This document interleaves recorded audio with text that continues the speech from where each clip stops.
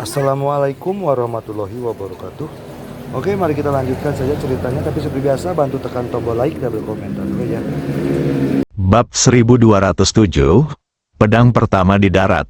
Di jalan, Yue Liu dan lelaki tua berjubah hitam telah menghilang. Tetapi Zong Na masih bersujud, dahinya pecah dan darah mengalir. Pada saat ini, Ye Guan berjalan mendekatinya dan berkata, "Mereka sudah pergi." Zong Na berhenti dan jatuh ke tanah, tubuhnya berkedut terus-menerus. Melihat orang di depannya, Ye Guan mendesah dalam hatinya, "Pedang pertama yang aku gunakan saat aku mendarat adalah untuk membunuh orang yang aku cintai."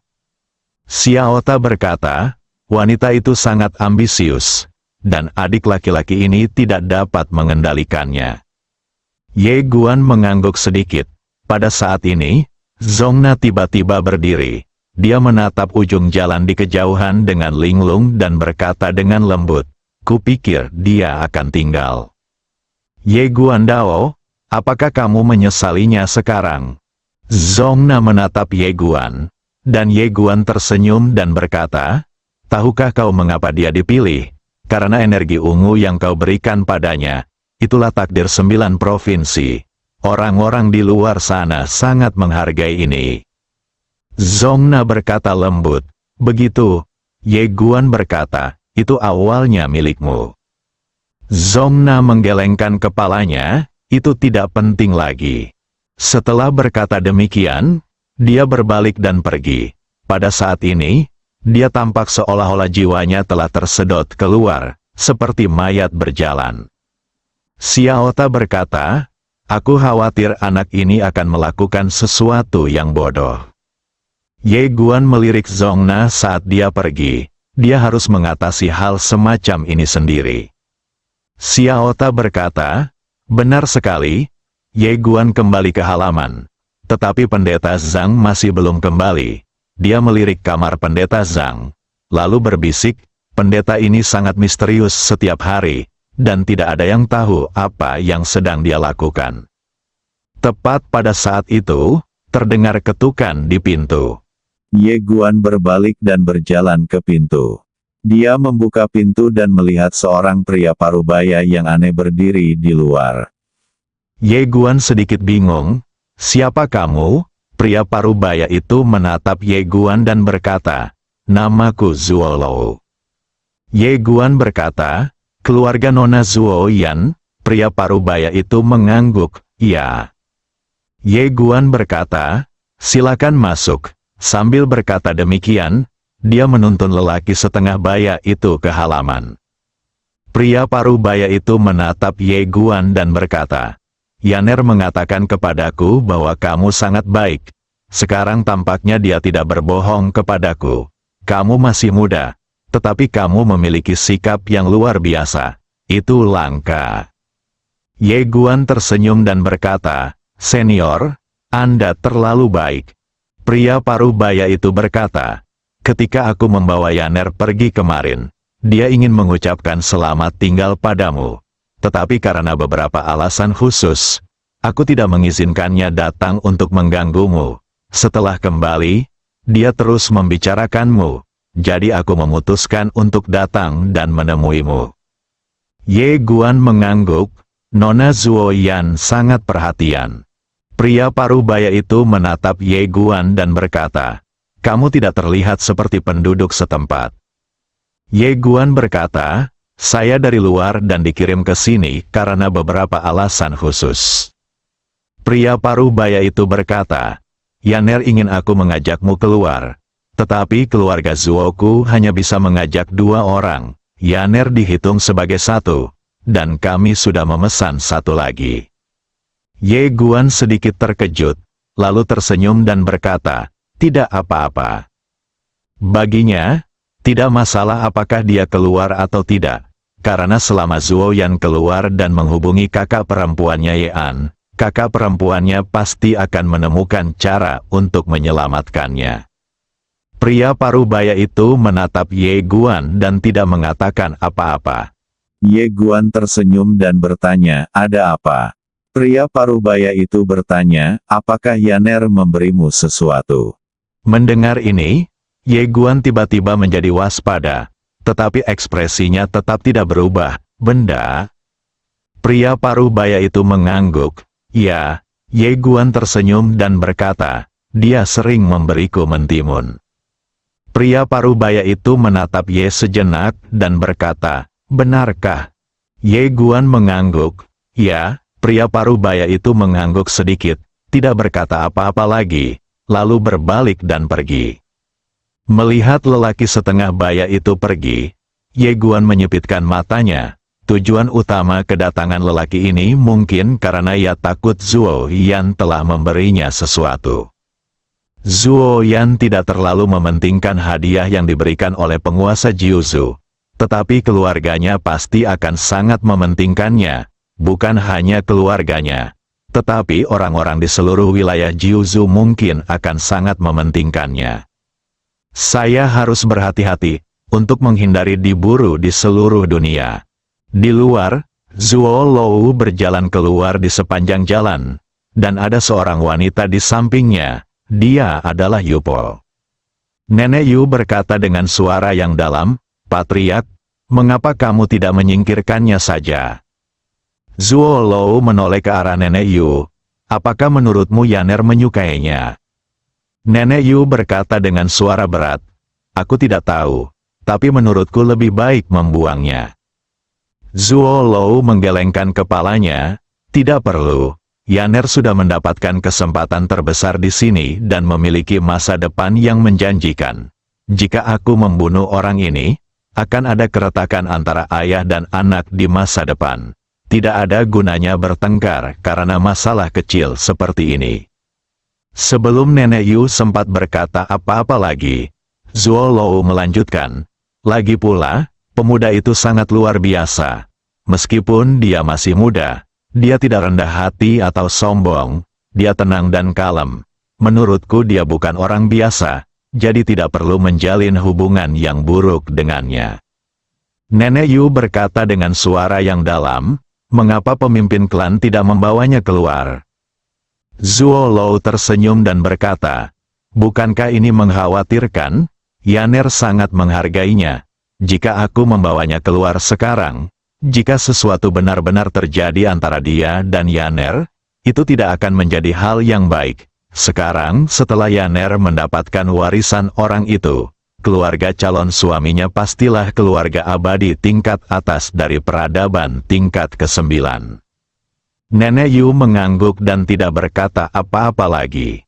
Zuo Lou berkata, ayo pergi. Tak lama kemudian, keduanya menghilang di ujung jalan.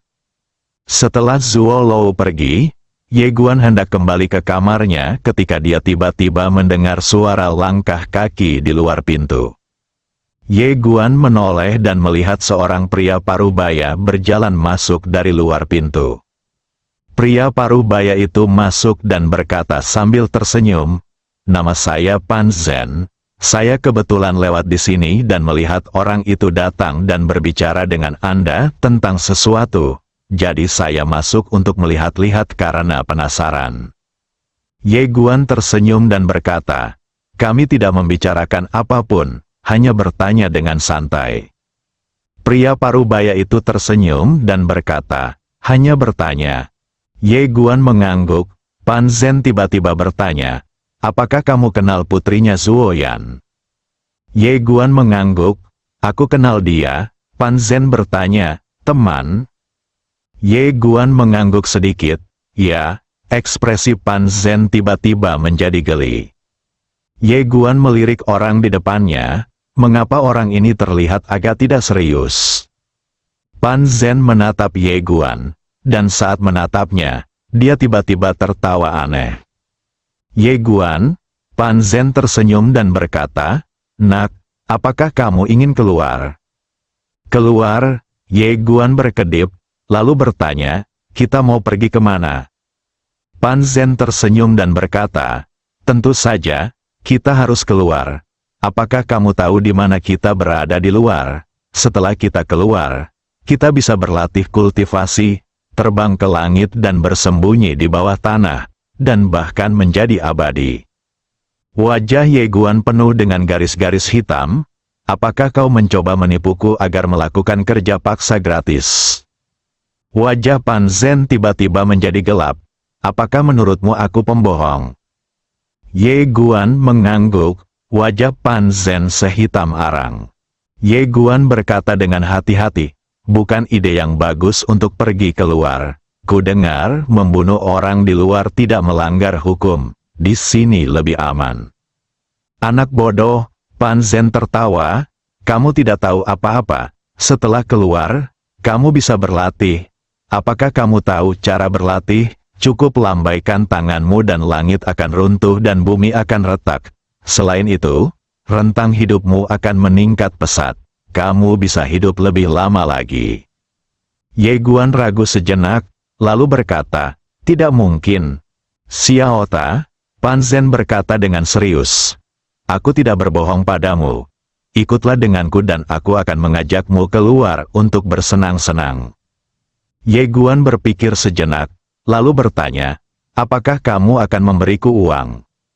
Persetan, Pan Zhen menatap Ye Guan dengan tidak percaya. Apakah kamu tahu berapa banyak orang di sini yang ingin keluar? Aku akan membawamu keluar, dan kamu masih menginginkan uang. Ye Guan menggelengkan kepalanya dan menolak dengan tegas. Jika kamu tidak memberiku uang, aku tidak akan keluar.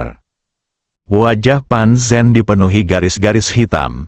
Setelah terdiam beberapa saat, dia berkata, ini, aku akan memberimu uang. Ye Guan menyeringai, oke, Pan Zhen berkata, kamu tunggu di sini, aku akan menjemputmu lusa. Setelah mengatakan itu, dia berbalik dan pergi. Ketika dia sampai di pintu, dia berbalik untuk melihat Ye Guan. Ingat, jangan berlarian. Ye Guan mengangguk. Oke, setelah Pan Zhen pergi, Ye Guan di halaman tiba-tiba bertanya, apa yang disukai orang ini dariku?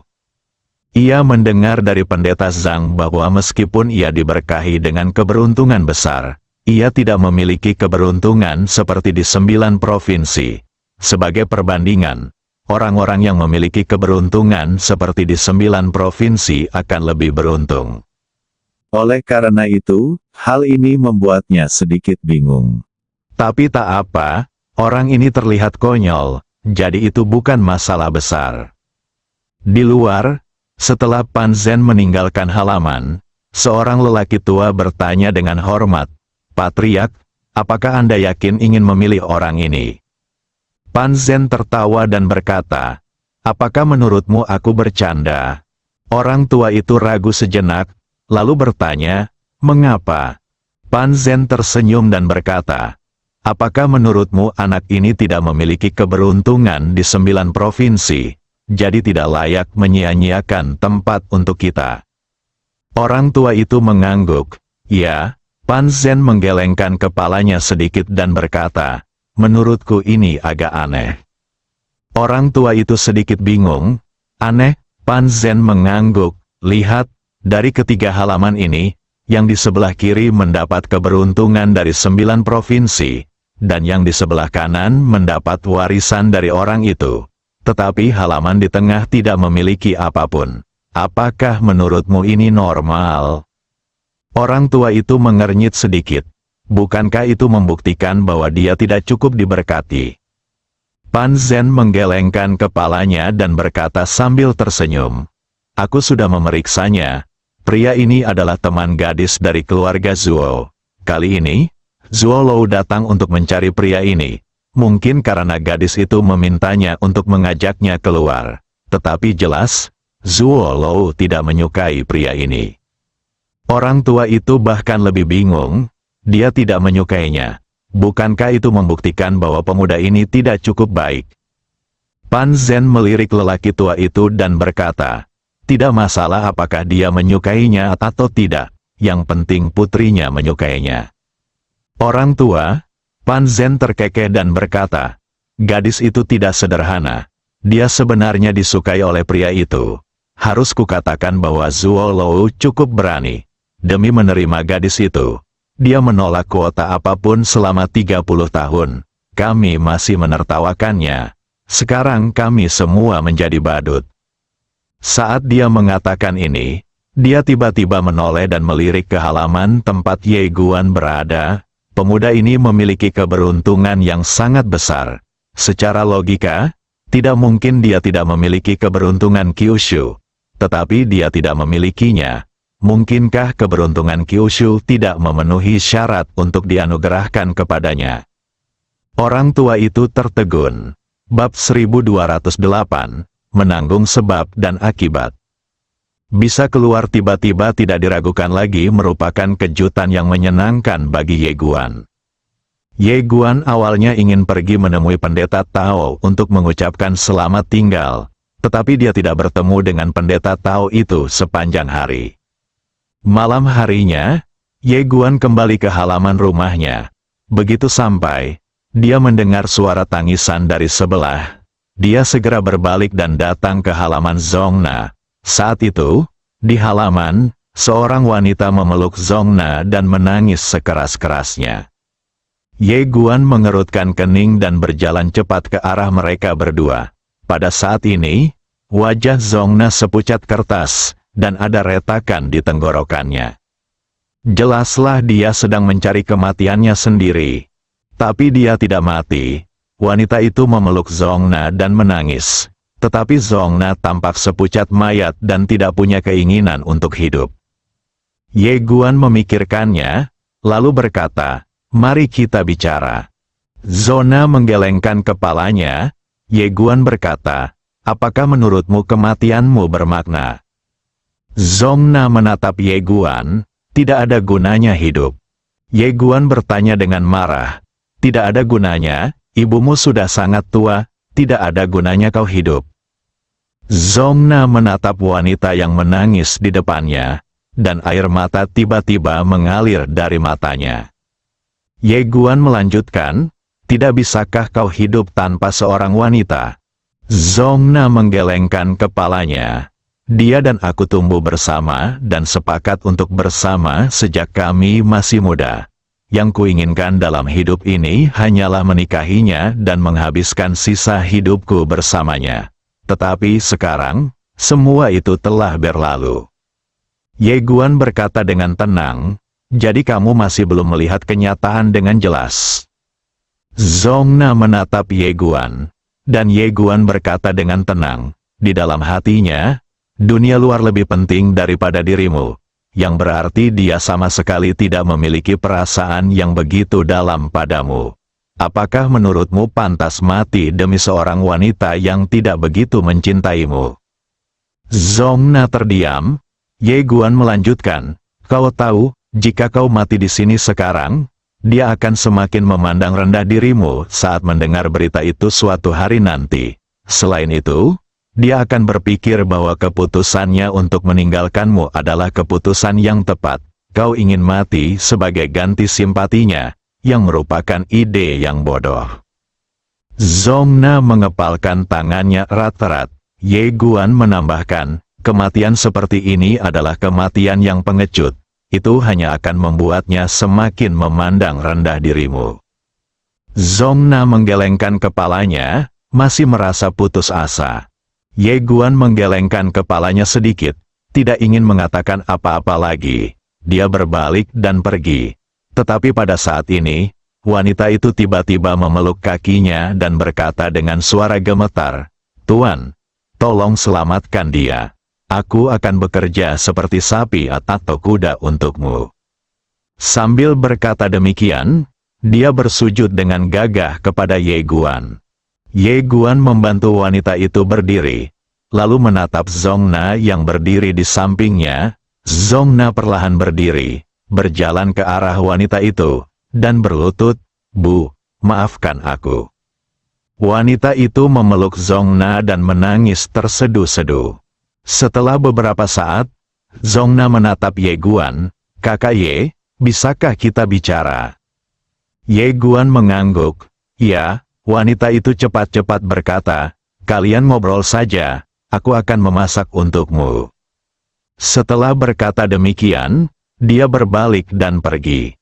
Setelah wanita itu pergi, Zongna menatap Ye Guan. Kakak Ye, kamu dan Nona Zuoyan bukan orang biasa, kan? Ye Guan mengangguk. Zongna menatap Ye Guan, bolehkah aku keluar juga? Ye Guan sedikit mengernyit, masih tidak bisa melepaskannya. Zongna menggelengkan kepalanya, aku juga hanya ingin berlatih. Ye Guan melirik Zongna dan tidak berkata apa-apa. Zongna melanjutkan, Kakak Ye, kau benar, jika aku mati seperti ini sekarang, dia hanya akan memandang rendah diriku.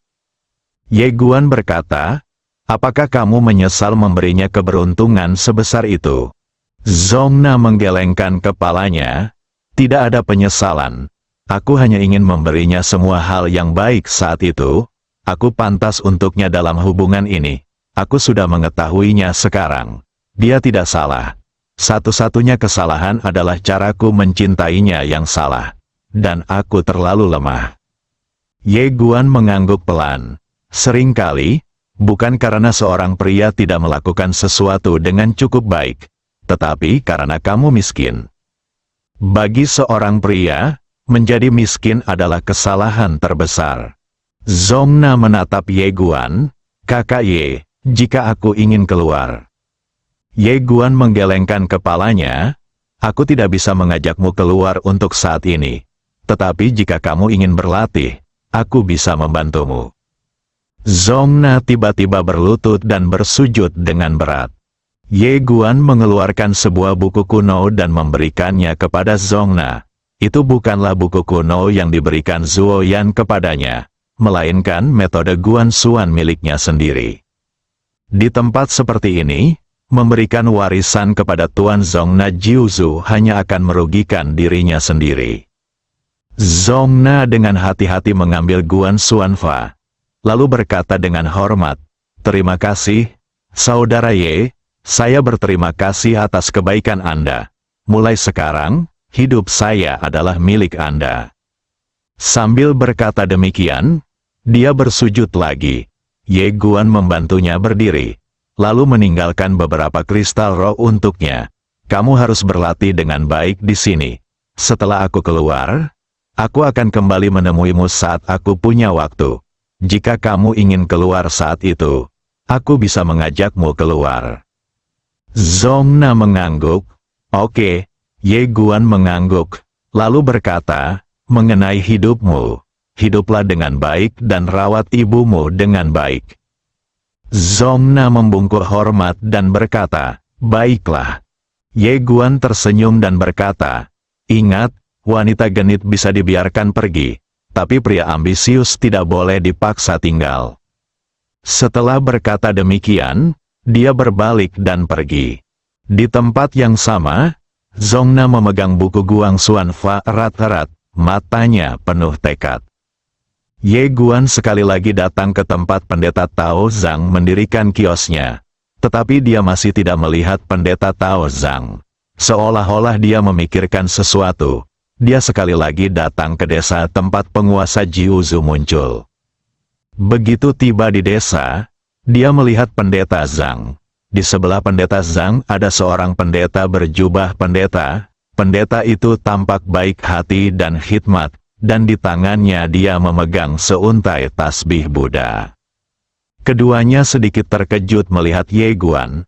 Taois Zhang tersenyum dan berkata, teman Ye, kamu di sini. Ye Guan mengangguk, kurasa kau seharusnya ada di sini. Taois Zhang bertanya, mengapa? Ye Guan tersenyum dan berkata, aku sudah menebaknya. Pendeta Tao Zhang sedikit terkejut, lalu dia tertawa, sahabat Ye, kamu sungguh menarik. Ye Guan berkata dengan serius, senior, aku akan segera meninggalkan tempat ini. Dan aku datang ke sini khusus untuk mengucapkan selamat tinggal padamu. Taois Zhang sedikit terkejut. Pergi? Ye Guan mengangguk, ya. Taois Zhang tersenyum dan berkata, selamat. Ye Guan tersenyum dan berkata, sampai jumpa nanti. Setelah berkata demikian, dia berbalik dan pergi. Melihat Ye Guan hendak pergi, pendeta Tao Zhang ragu sejenak. Lalu berkata, sahabatku, tunggu sebentar. Ye Guan berhenti dan berbalik menatap Taois Zhang, yang tersenyum dan berkata, "Tunggu sebentar, temanku." Sembari berkata demikian, dia menoleh dan menatap biksu yang tak jauh dari situ. Biksu itu mengerutkan kening, jelas tidak mau. Taois Zhang tersenyum tipis. "Juedian, teman kecil ini sangat baik, dan dia ada di sini lagi. Jadi beri dia beberapa keuntungan." Ye Guan sedikit terkejut, lalu cepat-cepat melambaikan tangannya, "Senior, aku tidak butuh keuntungan apapun." Setelah berkata demikian, dia berbalik dan berlalu. Intuisinya mengatakan bahwa ada sesuatu yang salah.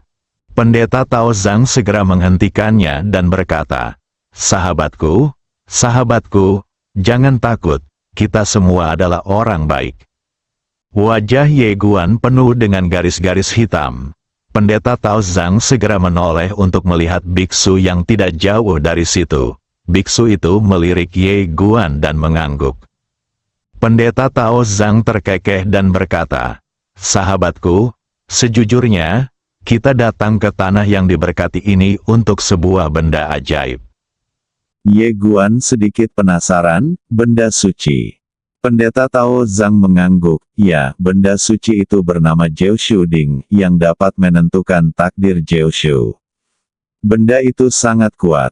Kami sekarang telah menemukan lokasi Jiushu Ding. Selain Jiushu Ding, ada beberapa benda suci lainnya di dalamnya. Kami akan memberikannya kepadamu saat waktunya tiba." Ye Guan menatap Taois Zhang tanpa berkata apa-apa. Pendeta Tao Zhang tersenyum dan berkata, "Jangan khawatir, kita berdua di sini hanya untuk mencari kekayaan, bukan untuk membunuh." Ye Guan berkata, "Tidak bisakah aku memilikinya?" Pendeta Tao Zhang tersenyum pahit. "Sayang, apakah menurutmu aku terlihat seperti orang jahat?" Ye Guan mengangguk, "Kurang lebih seperti itu." Ekspresi Taois Zhang membeku. Tak jauh dari situ, sang biksu tiba-tiba berkata, "Katakan padanya yang sebenarnya." Pendeta Tao Zhang sedikit ragu-ragu. Ye Guan berkata dengan tenang, "Jika kamu tidak mau mengatakan yang sebenarnya, maka aku akan pergi." Melihat Ye Guan benar-benar pergi, Pendeta Tao Zhang buru-buru berkata, "Sahabatku, kenyataannya begini. Jiuzhu Ding ini ditinggalkan oleh penguasa Jiuzhu. Sebab dan akibatnya sangat besar. Kami berdua lebih khawatir tidak dapat menanggung sebab dan akibat ini.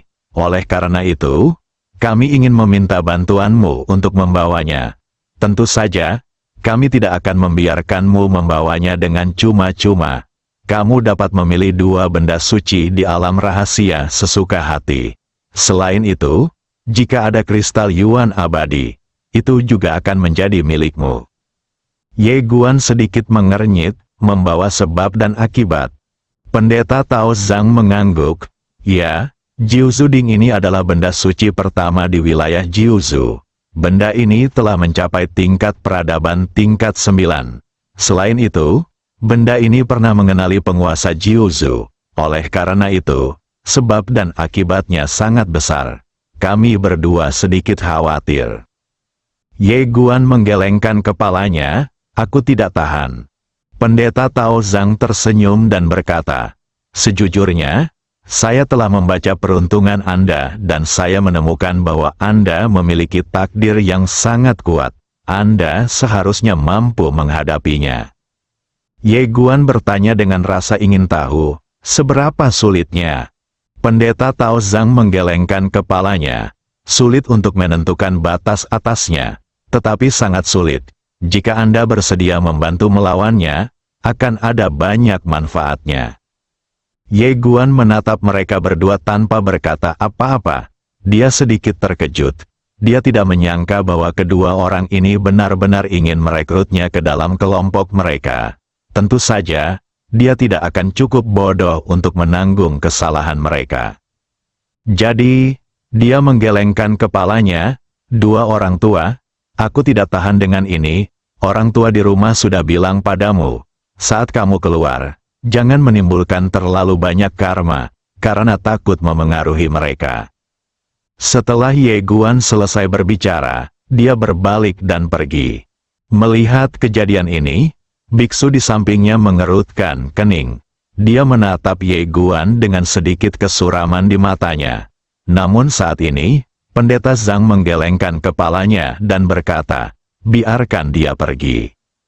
Biksu itu menatap Pendeta Zhang, yang sedang menatap punggung Ye Guan di kejauhan, dan berkata dengan lembut, anak ini tidak sederhana. Jika kita menyentuhnya, aku khawatir kita juga akan menimbulkan karma yang besar. Dia dan aku memiliki hubungan yang baik, dan tidak perlu mengubah hubungan baik ini menjadi hubungan yang buruk. Sang biksu berkata dengan suara yang dalam, dia tahu tujuan kita. Pendeta Tao Zhang tersenyum dan berkata, jangan khawatir, dia tidak akan mengatakan omong kosong. Dia orang yang cerdas. Biksu itu menatap Pendeta Zhang dan berkata, Anda tampaknya sangat mengaguminya. Pendeta Tao Zhang tertawa. Dia memang sangat baik. Baiklah, mari kita mulai saja. Setelah berkata demikian, mereka berdua berjalan menuju ke kedalaman desa di kejauhan. Bersambung.